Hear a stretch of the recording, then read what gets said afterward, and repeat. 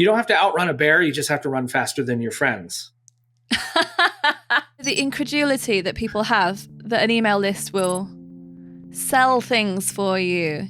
That blows my mind, because if it wasn't for me having prioritized my email list since 2009, growing it steadily over the years, keeping in touch with people really regularly over that time, I wouldn't have this job. I wouldn't have this full-time job. I would be doing whatever I was doing before and trying to do stuff in the evenings. I just want to help people sell more albums, so we just get to keep doing this. Yeah. Like, so we keep having shows, so we keep having stuff to stream on Bandcamp and stuff. So we have cool vinyl to buy and cool t-shirts. Like, that's all I want. Rising tide lifts all boats. I am Seth Werkheiser. I'm a fourth generation musician. Came from a very musical family. Growing up, both my parents played music locally 5-6 nights a week. My grandparents played in music. I had an uncle that self-released a record with his band in like 81 or 82. What? Yeah. Wow. So like music is in my DNA. And Fantastic. so, played in bands, of course. Realized after high school I wasn't going to be a rock star, and then just started writing about music in 2001, and just kept hanging around with it. Because I couldn't play it, I was like, well, I might as well write about it. And, stints here and there of like, maybe I should get back into playing it, which is where I'm kind of at in 2023. A little bit. I can never not think of music. Last night, I was just writing something on my site, my blog, and it was just like, I just have nights where it's like, I want to stay up till 3 a.m. just listening to music. Like this mix, or bounce to this like YouTube and like, wait, what band is this? And look them up on Wikipedia. Oh my God, the guitar player played in that band. No way. Let me look that up. And like, I just love this stuff. Okay, so my perception of what you do in the world is that you have a mission, which is to help other people. Yes. I'm really interested in how you became a man who tells people what to do, basically. Because I used to just go on these epic Twitter rants about stuff. I mean, I found old tweets from like 2012, 2014. Yeah. Probably before that, like, get an email list. Facebook's not your friend, this and that. And like, then it just became like, well, I'm going to make an email list of this because this is all going to be lost someday anyway. No one's going to find my 8-year-old tweet. So I might as well put it, I put together that Substack newsletter. For so long, going back to 2001 when I started my first music blog, like I just wanted to help my friends sell albums. All my friends and bands that weren't getting covered in sites like Absolute Punk or whatever back in the day, or Punk News, whatever. Not because those sites were bad or whatever, but they had so much else going on. So like me in the Northeast Pennsylvania world, I was like, no one's talking about this band. I'm going to talk about them on my blog. And, because I knew my friends would read it and that would be nice. Yeah. Unfortunately, no one listens really to me. And so, but I keep shouting. I keep getting a few people, yourself included, that are like, yes, this is a great point, this and that. Because there's some people like yourself that have been doing it for years and like seeing the results. Mm-hmm. And everyone else is just like, has that like incredulous look about it. Like, well, I don't know about this email thing.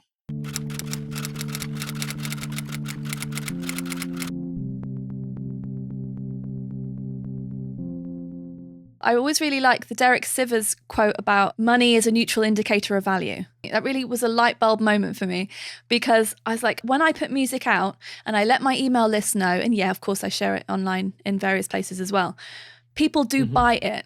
I don't buy hundreds of thousands of copies, but they don't have to, because I've got 10,000 people on my list and a percentage of those people will buy it. Then I will earn some money. And because I release everything myself and I'm an absolute relentless idiot on that front, like, the majority of that money is mine, which I then use to live on. Yeah. I keep the money, I live on it, I make more things. And that's a neutral indicator of value. Those people aren't being forced to buy anything. Just because I email them, they don't have to buy anything. No. They'll only do that if they feel the value is there for them, whatever that is. Right. But if I don't tell them, if I can't tell them, if I just tweet about it and however many small percent of people see it, and then however many small percent of the people who see it remember to buy it, and then however, you know what I mean? Then I've got nothing. And I'm just working for other people all the time. And I never wanted to do that. So. Yeah. It's that life-changing. Yeah, the I didn't know about it part is like there are bands on record labels that tour and have print ads in magazines that will put out an album, and 4 months later there's going to be people that say, I didn't even know they had a new album out. They have all that machine, and even they might, the label may have sent out an email about it or something, but like there, you cannot talk about a thing enough. No. I started doing these things at the start of the pandemic. I call it Goodnight Metal Friend. They're like dark ambient drone mixes that I make to help me sleep. I love them because I listen to this stuff, puts me to sleep. That's why I make it for me, but I put it up and some people like it. And I've been posting about it on Instagram since I've been doing it. And then I was out with some friends the other night and I was like, yeah, my Goodnight Metal Friend. They're like, what's that? I'm like, you follow me on Instagram and don't know about it. Like I've been talking about it for years, but it's just that fact of like, yeah, I've been talking about it and posting about it for years. Oh, what's that thing? What are you talking about? It's almost like everyone else has their own life, isn't it? And they're all really busy with their own thoughts. So when I share mine, I'm not actually intruding as much as it might feel like I am. Right. And that's a big thing too. Like a lot of artists are like, well, I don't want to be too spammy.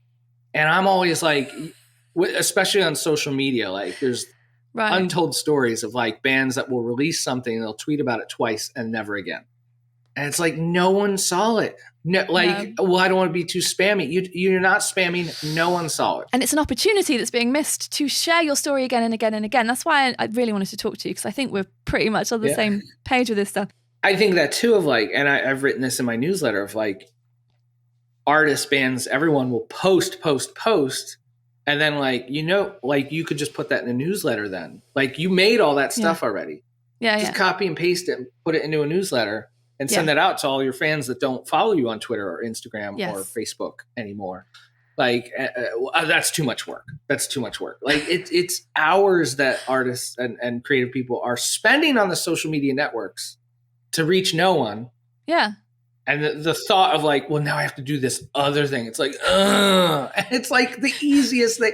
I do it. It's the one that works. Right. Especially, again, like not everybody knows what you've done. And yeah, if you can just send out an email and sell a couple of records and cassettes or digital downloads, do that. Like there's nothing wrong with that.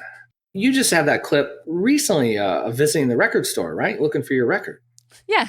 It wasn't there. It wasn't there because it sold out, by the way. It wasn't because they didn't bother putting it in there. Good, great problem to have. But still, like, I mean, I saw the tweet, whatever, and I was like, oh, wait, like, I didn't know what was going to happen.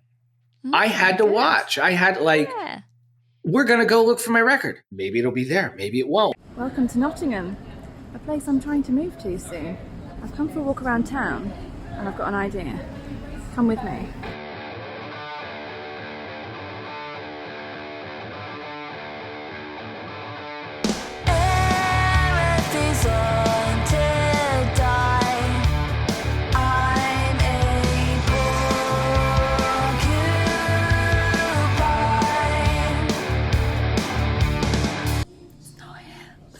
Never mind. It's okay because I found this. And I think every musician, every artist, every photographer, every writer has this story. It's not just this finished product. Like, here's my record. There's story to everything. Yeah. And see, I've consciously been working on that for at least the last 3 years. Reading storytelling books, reading copywriting books. And I've done this too recently of like, okay, I'm making the conscious decision to not be on social media as much. Yeah. Let me go learn things. Yeah. And I've, started digging into how to shoot better video, how to record better audio. For my mix stuff that I do, my ambient drone stuff. How do I get this sound? How do I do this in Ableton Live? It's small things. It's not immediate payoff stuff, but it's like stuff that I know how to do now. Yeah. So many artists or creative folks can, like, if they reduce the time scrolling, thinking that engagement is going to turn into like this magical album sale number or something like, and learn these things. There's so much to learn. There is. You've been making YouTube videos for a while, right? Since 2007 or something. Oh my goodness. You would it's probably safe to say you like your not like, but like, okay, these my latest videos probably look a little better than these first A little videos. bit. Little bit, right. Right. My newsletters, like Yeah. the recent ones look better than the earlier ones. And like, I think social media is just such a safe place to, well, whatever, this is marketing, this is what I have to do. Mm. And even with social media, there's so much to learn about sales or marketing or storytelling that you could apply to social media, but no one does. And you can do it really well and easy, but like, we're just clicking likes. But even in a tweet, like you can write a tweet so that someone's going to read it and pay attention to it, or you can just sort of go blah, blah, blah, blah. So thinking about that as well, what are the first words that people are going to see? Is that going to make them read the rest of it?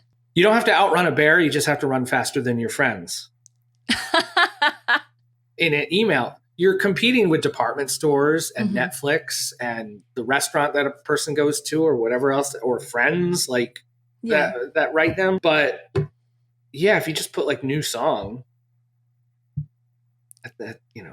but you write a song and see how it works and you bounce it off, and like you only get better at it by writing more songs or writing more consistently, picking up the guitar more often and stuff. And you get better emails. Like I've been on a fiery pace of 3 emails a week with Heavy Metal Email since November of last year or so.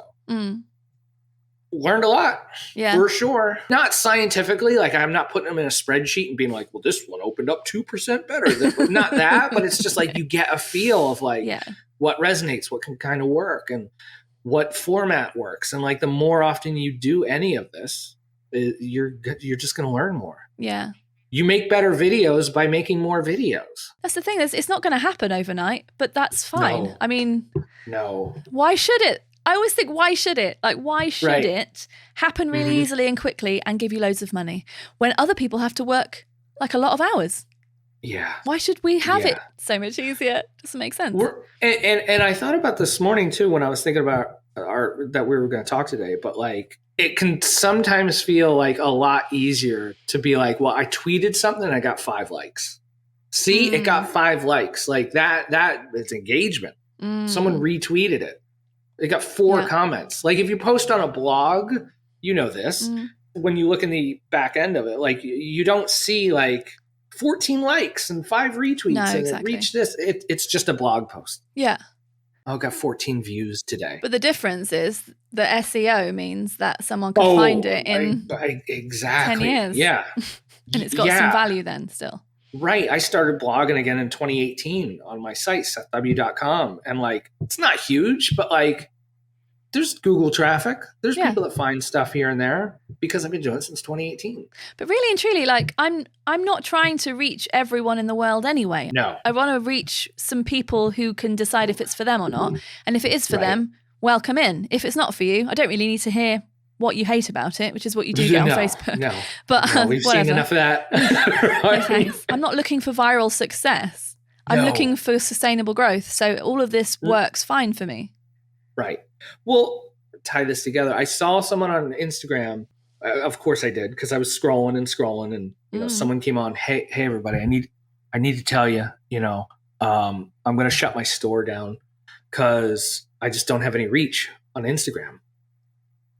I'm not making any sales, so I don't know what else to do.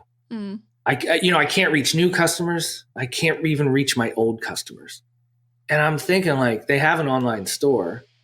You have email addresses. Now, yes, of course, there's the technicalities of like, did they sign up? I get, yes, all that. But like, you could email your people who've bought from you. Like when the times were good on Instagram, you must have thousands of emails. Yeah.